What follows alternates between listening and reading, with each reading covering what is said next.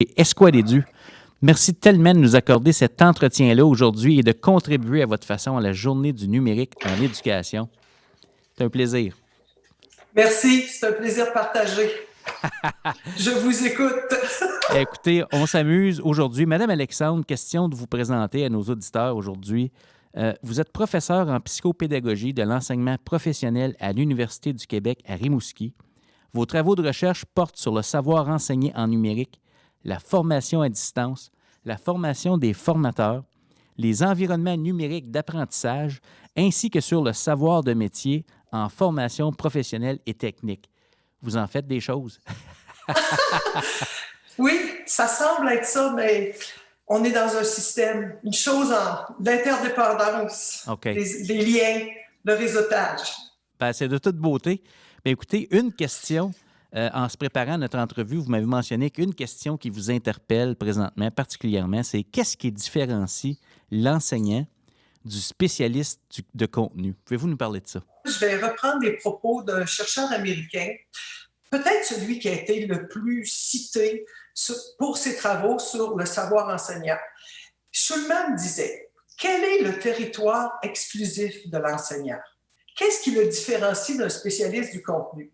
Et pour lui, un enseignant, c'est quelqu'un qui transforme un contenu pour le faire apprendre par d'autres. OK. En conséquence, oui. Le savoir de contenu pour enseigner, il est nécessaire, il est absolument nécessaire, mais il est insuffisant. OK. Et là, je vais continuer c'est gros, ça, avec... ce que vous dites. C'est gros, ce que vous dites. C'est très gros. Oui. C'est très gros. Et cette clé-là, ce catalyseur-là, j'ai toujours eu cette espèce d'intuition-là. Il y a une différence entre l'acte d'enseigner et l'acte d'apprendre. Et s'il y a une différence, cet acte d'enseigner-là, cet enseignant-là, cette personne enseignante-là, comment répond-elle de façon spécifique à la situation éducative, à un contexte d'apprentissage, qu'il soit formel, informel? Là, on voit maintenant une effervescence de toutes les modalités, oui. Mais il reste un fil conducteur. Il y a quelque chose qui doit être appris par quelqu'un ayant un catalyseur qui s'appelle la personne enseignante. J'aime vraiment comment vous illustrez, dans le fond, c'est visuel un peu ce que vous nous présentez là, l'effet enseignant qui est le catalyseur. Puis j'ai presque le goût ça nous ramène à faire un lien avec votre formation de départ en éducation physique. Vous nous faites constater avec vos propos que l'enseignement, c'est du sport, en fait. Parce que faire apprendre quelque chose à quelqu'un, ça signifie qu'on a un impact, qu'on a une influence sur son devenir, sur son développement. Là. Je vais faire un lien avec mes étudiants. J'enseigne à l'économie du Québec. OK. J'enseigne à la formation professionnelle. J'enseigne à des gens qui vont former les travailleurs d'aujourd'hui et de demain. Oui. Ils ont un profil particulier. D'abord, ce sont des spécialistes des 21 secteurs de la formation professionnelle du Québec. Ce sont des gens de métier qui ont déjà une identité propre. Ils sont coiffeurs, mécaniciens, infirmières auxiliaires, préposés, mettez-en. Okay. Ils sont ça. Mais je pense que c'est important que je leur dise, écoutez, on change de métier. Mm-hmm. Vous changez de métier. Avant, vous appliquiez des techniques, des procédures, une façon de penser votre métier. Maintenant, vous devez transformer ça pour le faire apprendre par d'autres. Oui. D'où l'importance de l'adaptation caractéristique des étudiants, d'où l'importance des stratégies d'enseignement, d'où l'importance de quelle posture, est-ce que je suis plutôt constructiviste, est-ce que je vais être centré plutôt sur l'élève. Donc, tout le déploiement des sciences de l'éducation, là, il prend son envol, là, il prend sa légitimité, je vous dirais. Alors, c'est donc dire, Mme Alexandre, qu'il y a plein de choses dans votre vécu qui vous amènent à nous parler de la place du numérique comme levier à l'apprentissage. Quelles sont peut-être certaines idées dans votre vécu que vous auriez à nous présenter ou nous partager aujourd'hui? Je pense qu'une première étape que mon vécu m'a amené à franchir, c'est de me rapprocher dans l'enseignement numérique d'apprentissage, de me rapprocher d'une classe traditionnelle. OK. Comment ma classe virtuelle peut-elle être aussi vivante, dynamique, devenir une écologie d'apprentissage sur un contenu donné? OK. Par exemple, j'ai dénaturé des outils. Et mes collègues aussi, on s'échangeait une plateforme numérique d'apprentissage vide, c'est inerte. Oui. La vie va passer par l'enseignant qui va en faire sa classe. Oui. Et dans le sens traditionnel du terme, il y a une espèce de... Ça nous appartient. Le lieu nous appartient. Comment un lieu virtuel peut-il nous appartenir? En dénaturant les outils. Okay. Un outil de présentation du cours sur une plateforme d'apprentissage est devenu, dans mon cas, les messages de la semaine. OK. Voici une capsule sur... J'attire votre attention sur telle chose. Le printemps est arrivé, on y va, quelques semaines, allez voir ce que M. Tel a dit, premièrement. Ensuite, j'ai voulu avoir aussi un laboratoire. OK. Parce que je trouvais ça important. Quels sont les savoirs de métier que ces gens-là, moi je forme vous savez, je forme des travailleurs, les formateurs des travailleurs, oui. et que je travaille avec l'Économie du Québec.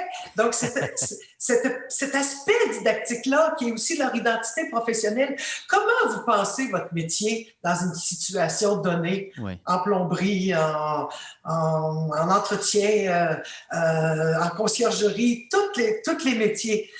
J'ai alors travaillé sur un laboratoire qui s'appelle Paramètre, laboratoire de savoir des métiers, qui est devenu un ajout à la bibliothèque. J'ai aussi inauguré une bibliothèque virtuelle dans la classe, donc des documents que j'ai placés, mais qui sont là pour enrichir. Et surtout, je pense que l'important, c'est de structurer sa classe pour que l'étudiant se sente aussi partie prenante. Donc, où peut-il s'exprimer? On appelle ça les forums. Mais un forum, pour l'ensemble de tout ce qu'il peut dire, ça fait beaucoup trop de bruit dans une classe. OK. On doit thématiser nos forums. Si vous voulez parler, vous aimez ou vous n'aimez pas le cours, ou vous pensez à telle chose, voici le forum pour ça, voici. Mais quand je veux qu'on parle de vos questions sur ce que je suis en train de vous apprendre, sur ce que vous comprenez, sur ce que vous comprenez moins, sur les aspects du dossier d'apprentissage qu'on est en train de traiter, vous êtes là. Et j'ai quelqu'un, une fois, qui m'a écrit « Bonjour tout le monde ». Il ne m'a pas écrit à moi. « Bonjour tout le monde ». Il est un peu timide, mais dans le confort de mon foyer, de façon anonyme, je lis et je relis. Fait que c'est comme si mon enseignement portait plus qu'une explication, parce que je l'ai écrit, cet enseignement-là porte et l'étudiant peut y revenir. Oui. La structuration, la configuration de ma classe virtuelle, l'animation que je vais y faire aussi, cette présence-là, c'est très important. Donc, vous essayez de recréer dans le virtuel votre salle de classe. On dénote ici l'emploi du possessif. Hein? On y tient, on met notre cœur là-dedans. Ça devient vivant parce qu'on y est. Puis vous avez mentionné quelque chose de super intéressant au début, l'idée de dénaturer les outils, c'est-à-dire qu'on prend des outils qui sont conçus pour faire une chose, mais on s'en sert pour faire autre chose, pour répondre à nos besoins, pour justement nous aider à recréer cet espace-là vivant où il fait bon apprendre. Dans le virtuel, c'est possible également de faire ça. Vraiment intéressant. Est-ce qu'il y avait d'autres aspects peut-être de votre vécu qui sont à considérer pour justement tirer profit du numérique comme levier à l'apprentissage? Oui. La classe virtuelle, c'est la base, c'est le fondement. OK. À l'intérieur de ça, maintenant, il y a tout ce qu'on va appeler, ce que les chercheurs appellent la proximité. OK. Cette proximité-là, ça veut dire que je maintiens une relation significative avec mes étudiants. OK. Ça veut dire que même si je ne les vois pas, j'essaie de les connaître. Quand je leur réponds, je dis leur nom. Je leur pose des questions. Oui. Je m'intéresse à ce qu'ils font. Mais il y a une chose qu'il ne faut jamais oublier, par exemple, c'est que je suis là pour leur apprendre un certain contenu. C'est ça notre contrat didactique. Oui. Je suis là, oui. je maintiens une relation significative avec vous, mais on va où le plan de cours nous dit qu'on doit aller. On va où l'apprentissage, où les objectifs d'apprentissage nous disent que c'est là qu'on va. Okay. Mais cette proximité-là, ça passe par une présence et bien, les recherches ont confirmé un petit peu ce que nous autres, on faisait par nécessité, par expérience de terrain. La réponse aux questions de nos étudiants, c'est très rapide. Très rapide. J'ai même vu de temps à autre une espèce de sur le forum presque en temps réel. Parce que quand les étudiants travaillent et que je suis là, je réponds. Mes collègues aussi, c'est la même chose. Et la rapidité de la réponse, la sous-question, la question que je repose à mon étudiant en disant, souvent aussi, c'est où vous êtes, comment vous voyez ça, faites-moi un copier-coller. Alors lui aussi, il écrit. Oui. Lui aussi, il m'amène des choses et souvent, je prends ce qu'il m'a fait, je mets du rouge. Oui, on y est, vous êtes dedans. C'est mon rôle de faire ça. Donc, cette proximité-là, ça passe vraiment, je vous dirais, l'un des points le plus importants, c'est de répondre très rapidement. Y a-t-il un pilote dans l'avion? C'est ça, la proximité. Wow, quelle belle... C'est ça, la proximité. Ouais, j'aime l'image. Y a-t-il un pilote dans l'avion? Puis dans le fond, si on a cherché à recréer notre classe, mais dans le virtuel, bien, en classe, on a des conversations. Le délai de réponse n'est pas le même dans le virtuel, mais ce que vous nous dites, c'est que pour avoir une proximité, il faut quand même prévoir des moments où on peut répondre pratiquement du tac au tac là, pour être prêt. Ça exige une présence humaine. Oui, ça exige une grande présence, un investissement dans plusieurs aspects de la tâche. D'ailleurs, c'est documenté par le Conseil supérieur de l'éducation. Oui. Ça demande un investissement, je dirais, quand on conçoit l'environnement numérique d'apprentissage, quand on produit les ressources numériques, il y a un investissement très grand, mais qui peut être pris par la suite. Okay. Parce qu'ensuite, on améliore, on travaille sur nos choses. C'est comme une sculpture qui se raffine de plus en plus. Alors, on y regagne à quelque part. Absolument. Ça demande de l'énergie, ça demande de l'intention aussi. Puis j'imagine qu'avec le vécu, j'aime l'image de la sculpture. J'imagine que votre classe virtuelle évolue avec votre pratique à vous. Puis les étudiants qui vous sont confiés, dans le fond, c'est eux qui nous... qui façonnent notre pédagogie parce qu'on ne peut pas enseigner tout seul, hein? On enseigne avec les autres. Exactement. Et toute l'adaptation aux caractéristiques des étudiants et tout ce qu'ils nous apportent, c'est majeur. En plus, 2 cours différents. Je peux avoir 2 cohortes différents pour un même cours. Okay. La dynamique, même en formation à distance, ne sera pas la même.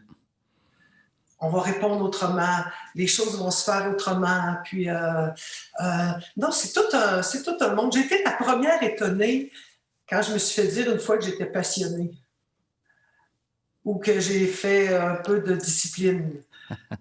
Ne parlez pas de ça dans la classe. Allez-y. Et j'ai même eu des gens qui m'ont demandé « Est-ce que je peux vous parler en privé? » Puis d'autres personnes, ils ont fait « Non, on voudrait savoir. » Alors, j'ai fait « Mais non. » Mais non, quand je suis en présence dans une classe traditionnelle, si quelqu'un veut me parler en dehors de la classe de façon individuelle, je vais toujours dire oui. Mm-hmm. Fait qu'il y a comme plusieurs analogies qu'on peut faire. Oui. Et lorsqu'on a ça en tête, on dirait que ça se déploie. C'est un lieu virtuel. Oui. C'est un espace de construction, d'échange. C'est une écologie au service d'un apprentissage. La notion de groupe, beaucoup plus importante que ce qu'on croit. Wow! C'est inspirant parce que, dans le fond, parfois, on pourrait penser que ma classe virtuelle, c'est davantage un entrepôt où je dépose des documents et où mes élèves peuvent déposer leurs documents. Mais ce que vous nous dites, c'est que c'est vraiment un espace vivant. C'est un écosystème. Donc, on peut littéralement recréer notre classe, mais virtuellement. Puis ça donne lieu à d'autres possibilités aussi. Puis vous parliez beaucoup de l'ADN de l'enseignant, mais il y a un ADN chez les experts dans leur métier aussi. Il y a une façon de penser. J'imagine que dans votre démarche pédagogique, ça vient prendre une place importante pour vous de mettre en valeur la façon de penser des différents corps de métier, mais aussi de les outiller avec la façon de penser d'un enseignant ou d'une enseignante. En fait, vous venez de résumer ce qu'est la didactique. OK. La prise en compte du contenu dans une démarche d'enseignement ou dans une démarche d'apprentissage, parce que moi, je sépare l'acte d'apprendre et d'enseigner. OK. C'est à peu près, c'est une des grandes richesses et un des grands plaisirs de travailler avec des gens de 145 métiers différents de la formation professionnelle. Parce que oui, ce processus de pensée de métier-là, et tout à l'heure, je disais, il est nécessaire. Oui, il est nécessaire. Et là, ce savoir-là, ces spécialistes de contenu-là, maintenant, comment transforme-t-il pour le faire apprendre? Il y a une richesse là-dedans. Et en plus, c'est un plaisir.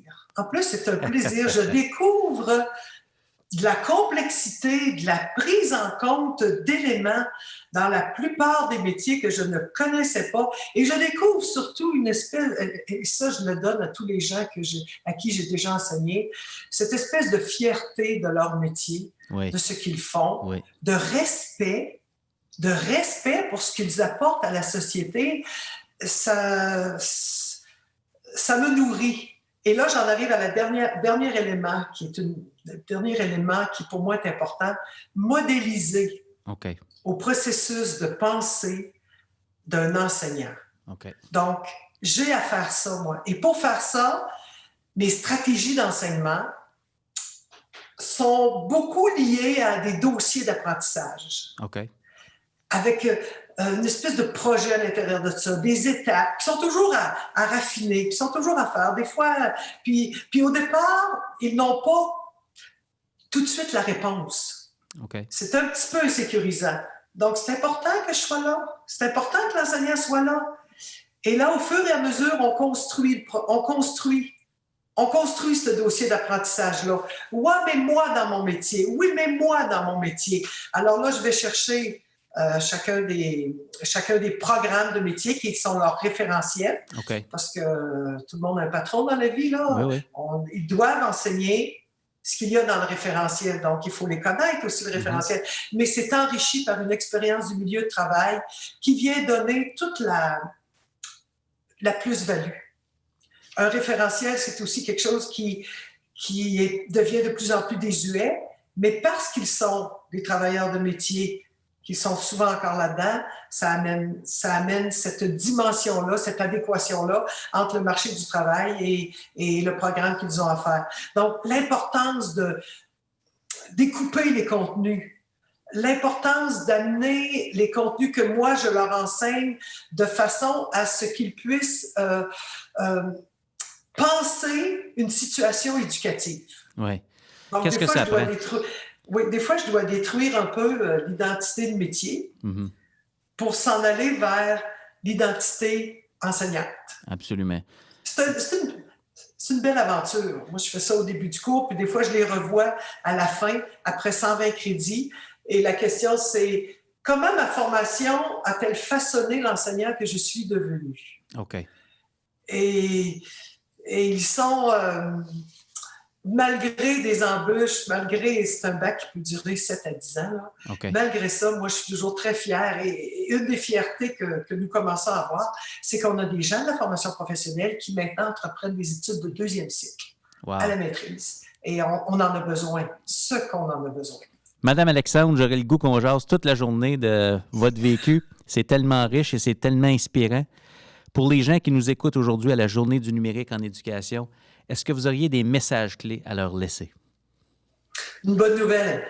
Lors de la Journée du numérique en enseignement supérieur, bien que l'intelligence artificielle puisse être menaçante pour certains métiers, le métier d'enseignant ne disparaîtra pas.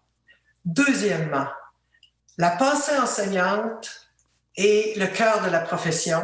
Et cette pensée enseignante-là est prioritaire à l'utilisation des outils numériques. Donc, les outils du numérique sont au service de ce que l'enseignant voudra bien en faire.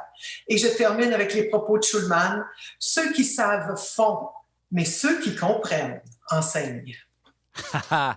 Merci pour ce beau message inspirant pour terminer notre entretien. C'était un privilège d'avoir la chance de discuter avec vous aujourd'hui. Ça a été un plaisir partagé. Merci. Merci à vous. Merci à vous. C'était Marie-Alexandre, professeure en psychopédagogie de l'enseignement professionnel à l'Université du Québec à Rimouski.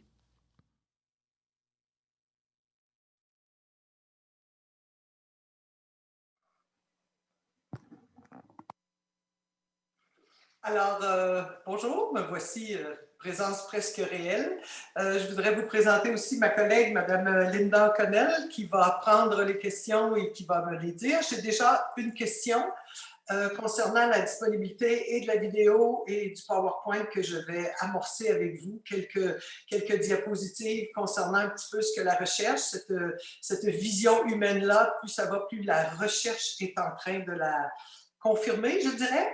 Alors, Linda, vous pouvez m'interrompre à tout moment parce que c'est une petite section qui est réservée à prendre et à répondre aux questions. Alors, Marie-Alexandre, oui, jusqu'à maintenant, tu as des très bons commentaires. Wow et re-wow, j'adore. Enfin, on parle de l'AFP. Et puis, c'était juste le lien là, pour la présentation. C'est ça que tu as eu comme question.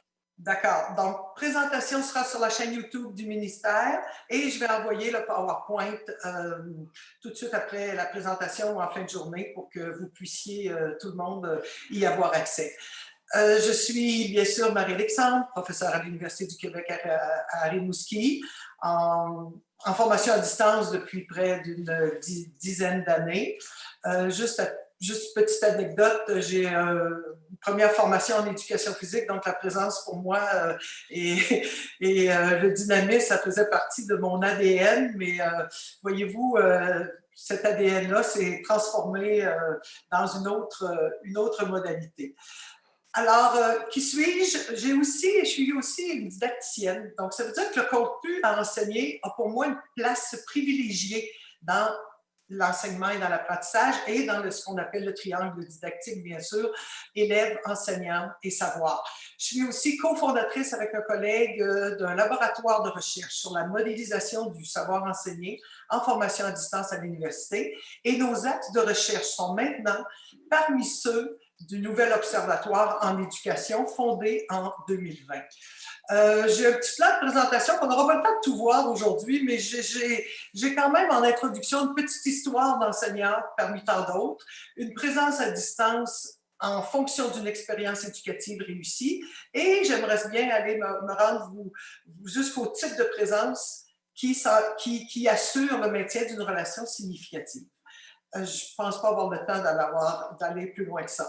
Victor est un enseignant. Il prend connaissance des commentaires de ses élèves. Voici ce qu'on lui dit.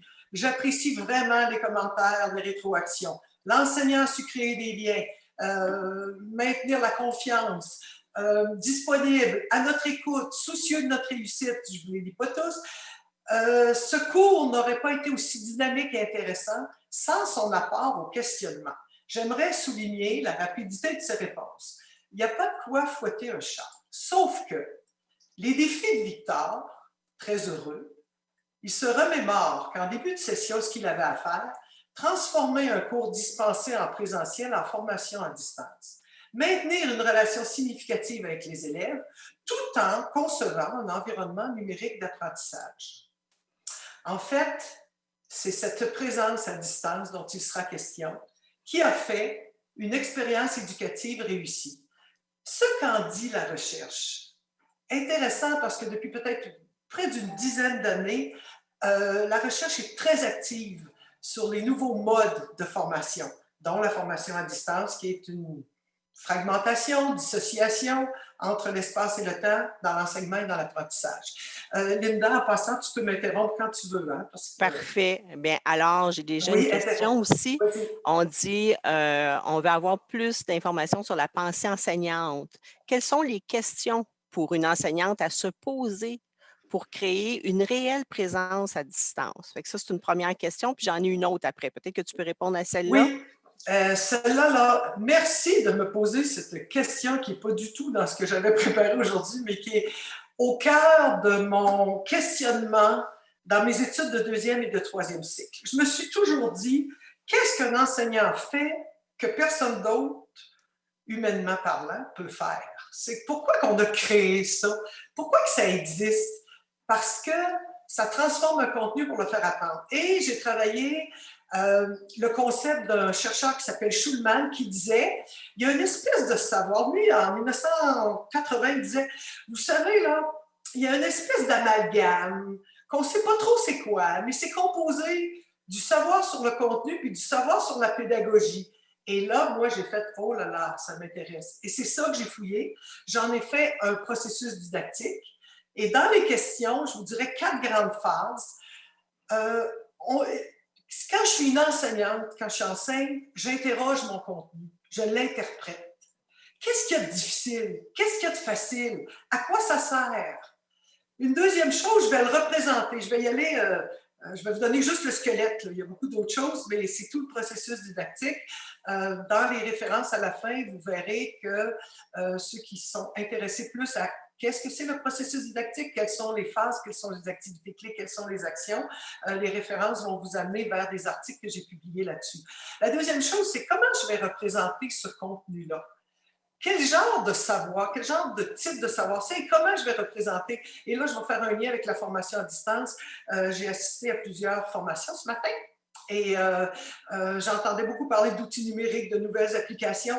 Ça fait partie du processus didactique dans la représentation, la transformation de ma matière, de mon contenu enseigné. Ensuite, parlons de concevoir notre environnement d'apprentissage. Je me pose la question, comment est-ce que je veux que mon environnement d'apprentissage ressemble? Est-ce que je veux une co-collaboration?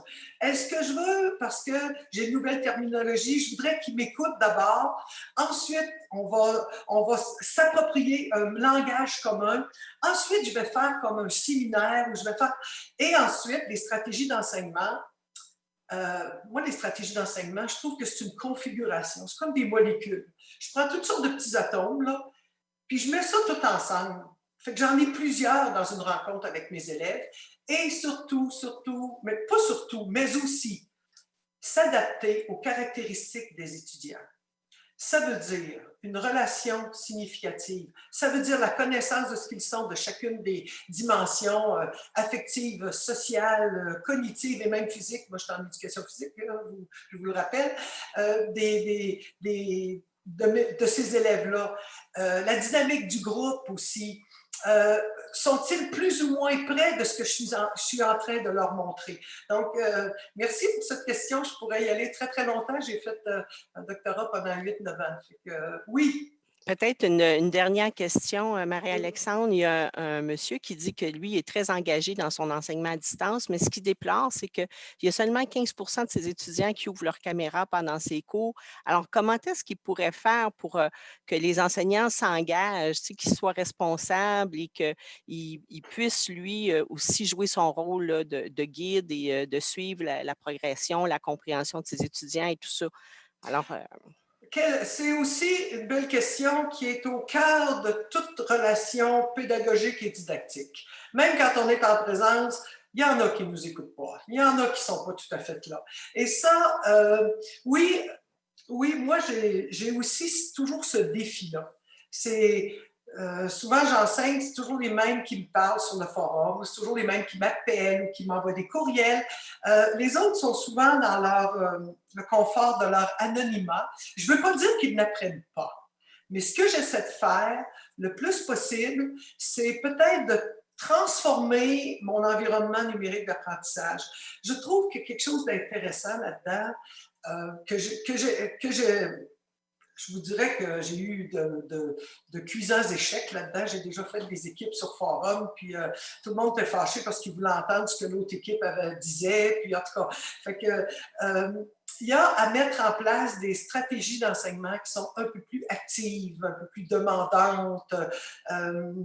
Par exemple, des présentations. Mais ça ne veut pas dire que nos étudiants qui ne se manifestent pas n'apprennent pas. Fait que ça, il y a quelque chose, mais c'est un défi, je vous dirais que c'est un défi constant. Plus que, bon, pourquoi est-ce qu'on obligerait, la question aussi à se poser, c'est pourquoi est-ce qu'on oblige, pourquoi les obliger à ouvrir leur caméra? Parce que je veux les voir, parce que je veux les surveiller. Mais si c'est utile pour l'apprentissage, puis s'ils ont à se prononcer sur quelque chose, ça ne sera plus une obligation, ça ne sera plus « je veux ce règlement-là ». Mais c'est un défi. Écoutez, ce n'est pas une recette. La pensée enseignante, c'est aussi une réponse adaptée à chacune des situations. C'est déjà le moment de se quitter, Marie-Alexandre. C'est déjà fini. Linda, merci. Merci beaucoup. Linda et Ça moi, m'a fait plaisir. je vais vous le dire, on vient de se connaître. C'est pas ce qu'on avait dit. Merci beaucoup. Ça m'a fait plaisir. Je vous invite à rester là, tout le monde, parce que la prochaine présentation va avoir lieu dans quelques minutes, le temps de faire la pause virtuelle. Merci beaucoup. Merci, Linda. Merci. Bye-bye.